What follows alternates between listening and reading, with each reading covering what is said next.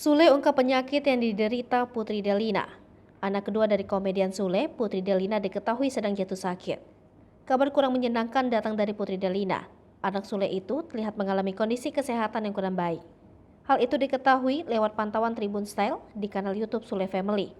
Dalam video, Putri Delina tampak lemas dan terpasang infus di bagian tangan. Sebagai sang ayah, Sule tampak setia mendampingi sang anak. Kemudian Sule menjelaskan penyakit yang diderita oleh Putri Delina. Sule menyebut bahwa Putri Delina kemungkinan salah makan hingga membuat asam lambungnya bermasalah. Putri Delina pun mengaku kalau ia makan kimchi dan tidak melihat tanggal expirednya.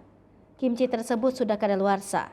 Rupanya Putri Delina memakan makanan yang sudah kadaluarsa sekitar 2 bulan lalu.